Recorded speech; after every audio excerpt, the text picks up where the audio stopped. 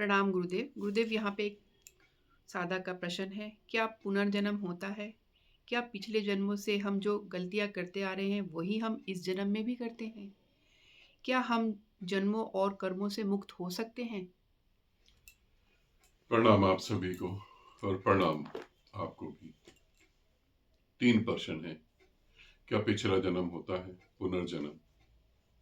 क्या हम बार बार पैदा होते हैं? दूसरा, क्या हम गलतियां जो करते हैं वही अगले जन्म में फिर दोहरा देते हैं? तीसरा, क्या हम इससे मुक्त हो सकते हैं? मैं तीनों ही प्रश्नों को अलग अलग तरीके से समझाता हूं। अगर आप पुनर्जन्म को नहीं मानते हैं तो ये मेरा दावा है, आप ये पूरी वीडियो खत्म होने तक पुनर्जन्म को मानने लगेंगे। और अगर आप पुनर्जन्म को मानते हैं तो ये भी मेरा दावा है कि आप अब की जिंदगी प्रेजेंट में जो जी रहे हैं वो बहुत ढंग से जीने लगेंगे, बिना दुख के और बिना परेशानियों के भी। शुरू करते हैं। प्रश्न के उत्तर देने से पहले मैं एक चीज बताना चाहता हूं, जो एक सच्ची घटना घटी उसको आप याद रखेंगे तो बहुत सारी प्रॉब्लम और बहुत सारे क्वेश्चन अभी खत्म हो जाएंगे। 95 या 98 के आसपास की घटना है। सुबह सुबह एक फैमिली कार से जा रही थी और उन्होंने देखा कि रोड पर एक लड़की 5 बजे के टाइम गिरी पड़ी है, खून बह रहा है और वो रो रही है और तड़प रही है।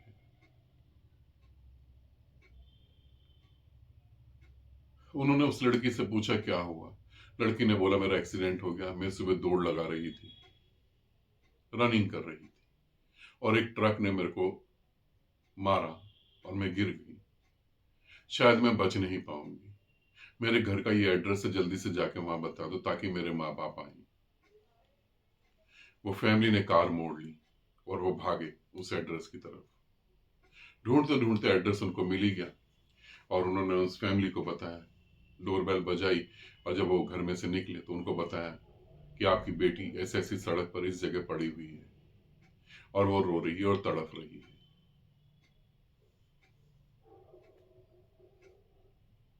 उसके पिता ने और माता ने उन फैमिली को देखा और वो रोने लगे। उन्होंने कहा 6 साल पहले हमारी बेटी मर गई, वो जिंदा नहीं। मगर कई बार उस रोड से जो लोग निकलते हैं सुबह 5 बजे के आसपास, वो कईयों को मिलती है। उसकी आत्मा ऐसे ही भटक रही है। आदत, आदत इतनी जल्दी नहीं जाती, इसे समझना। उसका शरीर मिट गया था मगर मन में जो आदत थी वो वहीं रुक गई। अब हम लेते हैं, पुनर्जन्म होता है या नहीं होता है। हम पुनर्जन्म को छोड़ देते हैं। लंबा प्रोसेस है। कोई बच्चा पैदा हुआ, 70-80 साल जिएगा, फिर वो मरेगा, मरने के बाद वो फिर पैदा होगा। कौन देखता है? क्या प्रूफ है पुनर्जन्म होता है या नहीं होता है? क्या प्रूफ है? कोई प्रूफ नहीं है। जो है भी वो बिल्कुल बेकार है। फिर क्या नहीं होता है? हम थोड़ा सा पुनर्जन्म को हटाते हैं, अभी प्रेजेंट की जिंदगी में आ जाते हैं। आप सुबह उठते हैं, आप हाउसवाइफ हैं, आप जॉब करते हैं, आप एक अच्छा बिजनेस चला रहे हैं, आप किसी कंपनी के बॉस हैं, जो भी कुछ है। आप सुबह उठते हैं, आप अपने डेली रूटीन चेक करें। खाना खाते हैं, काम करते हैं, फिर रात को सो जाते हैं। ऐसा कह सकते हैं कि रात होती ही नहीं है? ऐसा कह सकते हैं कि ये बात मान सकते हैं हम लोग? मैं कहता हूं रात होती ही नहीं है। आप क्या कहते हैं? रात होती है? मैं कहता हूं ना तो रात होती है ना सुबह होती है। होती नहीं है ये सब। इनका कोई अस्तित्व ही नहीं है। ये बेकार की बात है, ये अंधविश्वास है।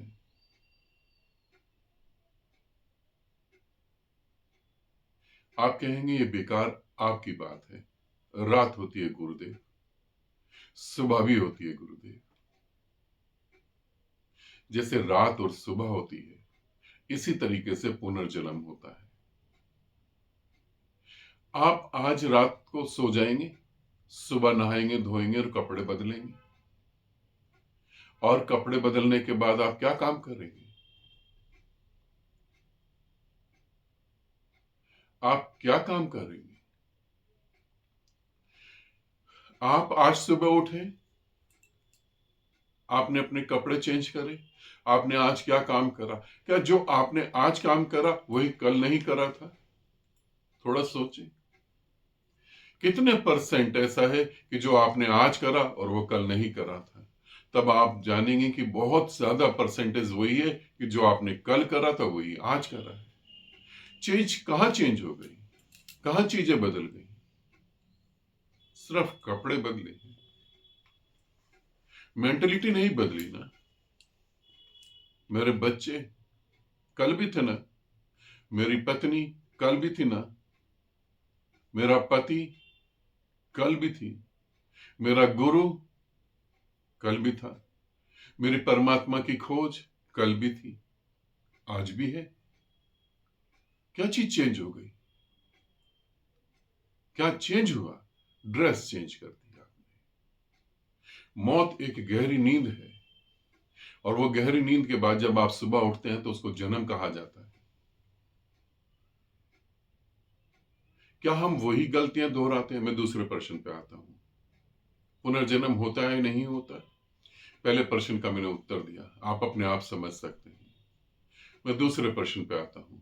क्या हम वही गलतियां दोहराते हैं जो हमने पिछले जन्म में दोहराई? आप जिंदगी जिंदगी में कुछ नया जी रहे हैं? कुछ नया? हाँ, आप कह सकते हैं यस, मैं कुछ नया जी रहा हूं। मैं पहले आध्यात्मिक नहीं था, अब एक आध्यात्मिक गुरु से जुड़ गया। मैं आध्यात्मिक नहीं था, आध्यात्मिक संगठन से जुड़ गया। ठीक है।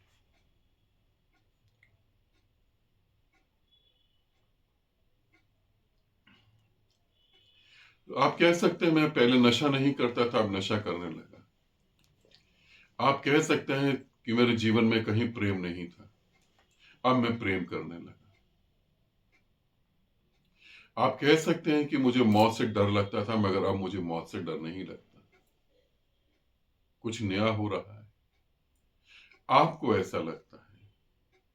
मैंने कुछ प्रयोग करे हैं, उनके बारे में थोड़ा सा बता रहा हूं, और फिर अभी कुछ और आगे बताता हूं।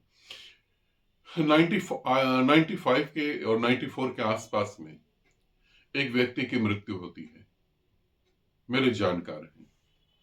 उनकी बहुत रिक्वेस्ट के कारण कि हमें गुरुदेव, हमारा व्यक्ति जो मर गया है वो वापस चाहिए, उसी आत्मा को हम वापस चाहते हैं। बहुत रिक्वेस्ट करने के बाद मैंने कहा ठीक, अगर आप ऐसा चाहते हैं। मुझे एक मौका मिला प्रयोग करने का। मैंने बोला मेरे को सारी डिटेल दो, बारीकी दो। उनके भाई थे जो उनसे बड़े थे, उन्होंने कहा हाँ बिल्कुल। मैंने बोला कि आपके छोटे भाई जो मरे हैं, नशे के कारण वो मरे थे। मैंने कहा किस उम्र में उन्होंने नशा चालू करा था? उन्होंने बताया कि ये कम से कम जो है 13 से 15 की एज में, 13 से 14 की या 15 की, 95 की बात है, थोड़ा सा दिमाग से वैसा हो रहा है। 13 साल से 15 साल के बीच में उन्होंने नशा चालू करा था। मैंने कहा नशे में पहले क्या काम करा था? उन्होंने बोला सिगरेट पी थी। मैंने बोला ये सोते कैसे थे, ये बात कैसे करते थे, इनका कॉन्फिडेंस क्या था? सारी बातें पता लग गई। व्यक्ति दोबारा पैदा हो गया। मैंने बोला अब जब ये पैदा हुए हैं, इससे कैलकुलेट करो, ये 13 से 14 साल की उम्र में स्मोक करना चालू कर देंगे, सिगरेट पीना चालू कर देंगे। उन्होंने कहा हम पूरा ध्यान रखेंगे। ऐसा होगा नहीं। मैंने कहा ऐसा ही होगा। उन्होंने कहा हम पूरी तरह से सिक्योर हो जाएंगे, इस बच्चे को हम ऐसा करने ही नहीं देंगे। मैंने कहा कोई फायदा नहीं, ऐसा ही होगा। और 13 से 14 साल के बीच में वो सिगरेट पीते हुए पकड़ा गया। फिर उसने जो जो नशे करे वही नशे उसने दोबारा करे। उसका ओवर कॉन्फिडेंस उसको जेल भिजवा देता है, क्योंकि वो पहले भी जेल रहा है। उसने वही चीजें दोहराई जो एक एक चीज एक एक टाइम पर करी थी, एकदम एग्जैक्ट उसी टाइम पे, उसी साल में, उसी महीने में उसने वो करी।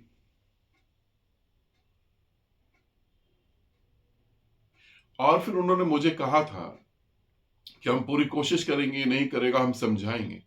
और उन्होंने बहुत समझाने की कोशिश करी, मगर उनको समझ ही नहीं आई, उस बच्चे को समझ नहीं आई, बिल्कुल भी समझ नहीं आई।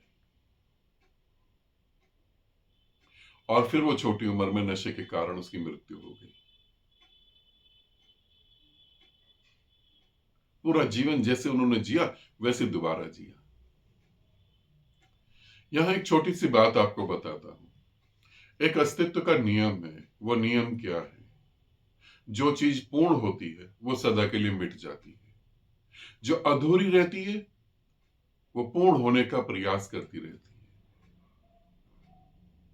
आपकी किसी से दुश्मनी है, आप पैदा होंगे, आप बदला लेंगे, बदला पूरा हो गया, अब अस्तित्व ने उसे खत्म कर दिया। नहीं पूरा हुआ, फिर आप पुनर्पैदा होंगे।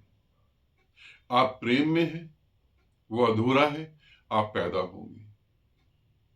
किन कारण से वो अधूरा हुआ, फिर वही कारण आपके पास आएंगे। मैंने बहुत सारे साधकों के ऊपर प्रयोग करके देखा। मेरे पिछले आश्रम की बात बताऊं, जो 260 साल पुरानी की बात बताऊं, उस समय जिन्होंने आश्रम को बर्बाद करा और तोड़ा और हत्याएं करी गई, वो साधक मुझे फिर मिले।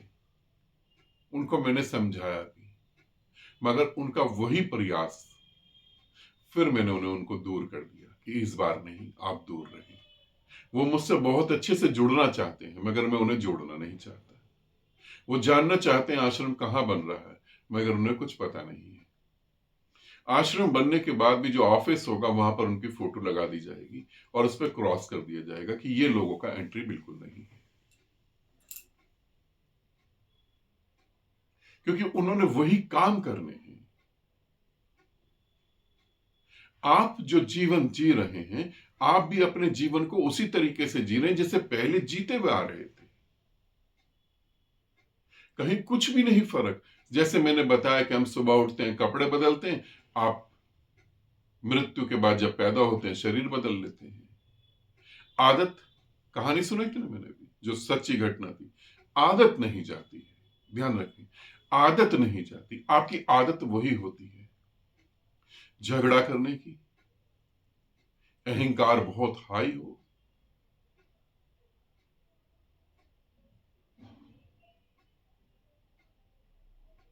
अधूरी चीजें छोड़ देने की,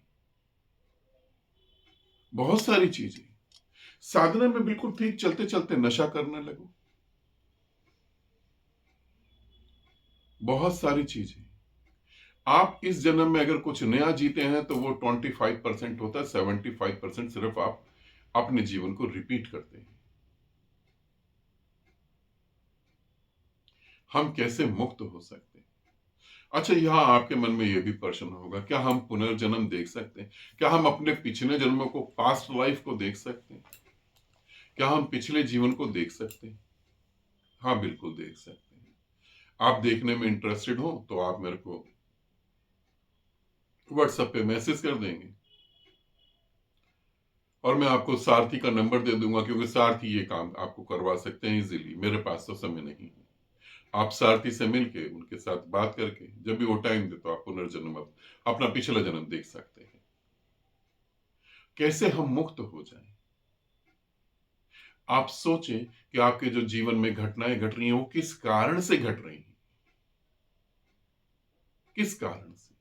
आप नशे में क्यों जा रहे हैं?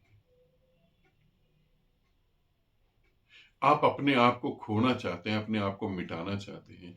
आदमी अधूरा है, या तो वो पूर्ण होगा या अधूरेपन को वो मिटा देगा। और नशे के अलावा भी ऑप्शन है अपने आप को पूर्ण करने के, अपने आप को मिटाने के।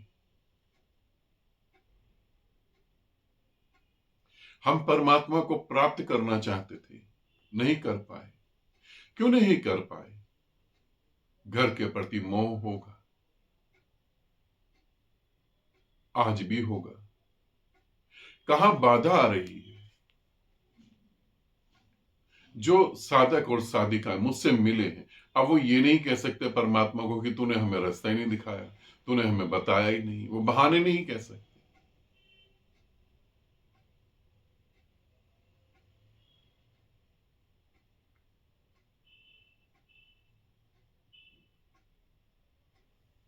हम उसको पूर्ण करेंगे, और पूर्ण करना मैं ये जानता हूं इतना आसान नहीं है। अपनी आदतों को बदलना इतना आसान नहीं। अहंकार को बहुत चोट लगती है, बहुत चोट।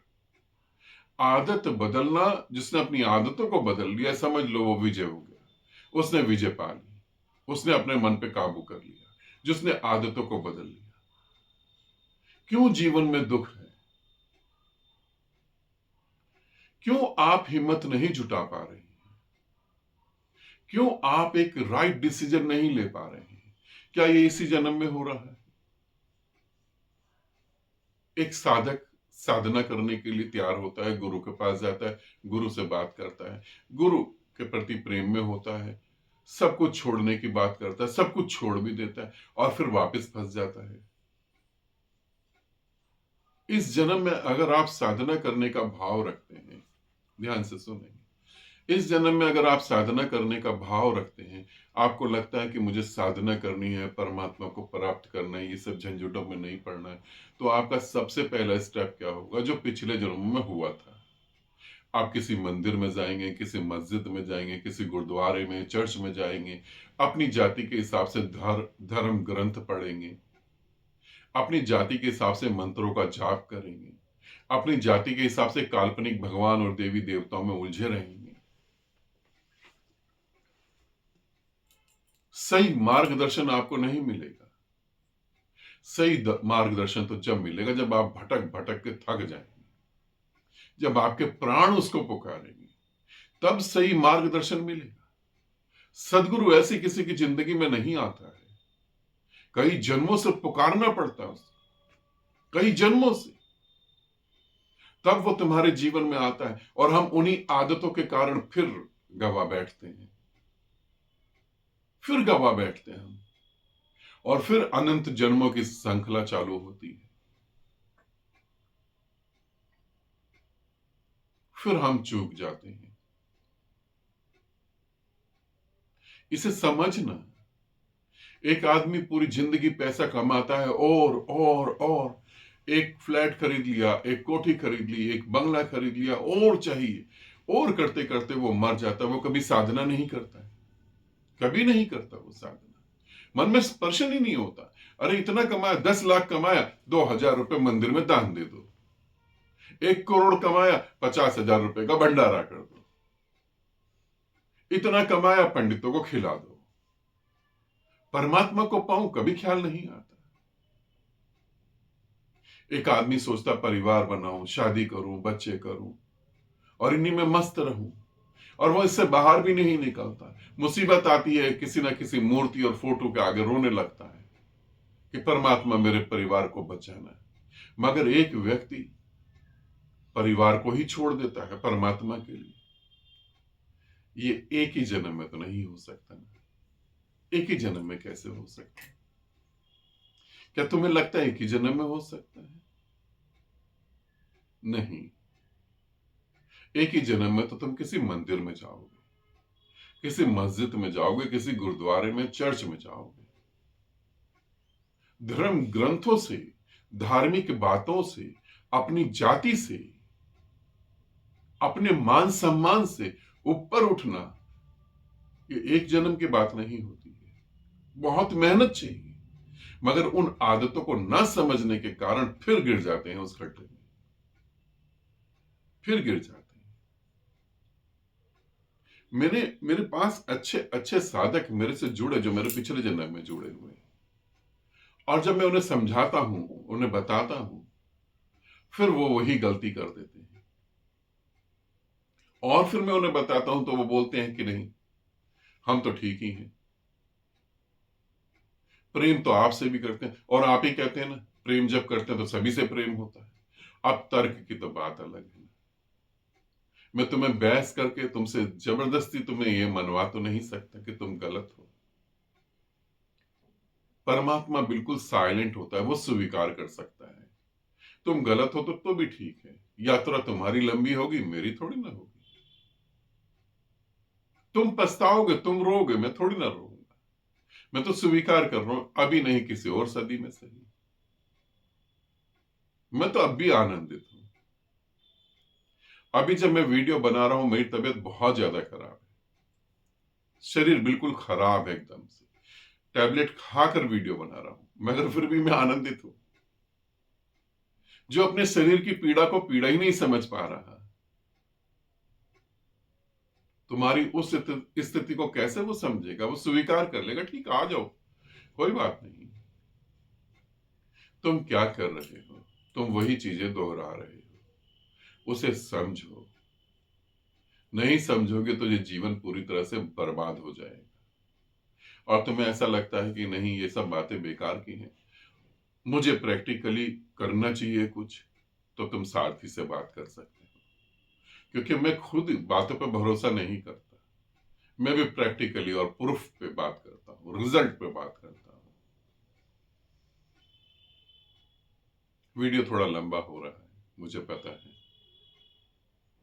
मगर शायद ये मेरा वीडियो तुम्हारे पिछले जन्मों के कारण, कर्म, इन सब बंधनों से मुक्त होना, इससे पूरी जानकारी मैं दे रहा हूं। इसके बाद लगता नहीं कोई वीडियो तुम्हें देखने की जरूरत होगी।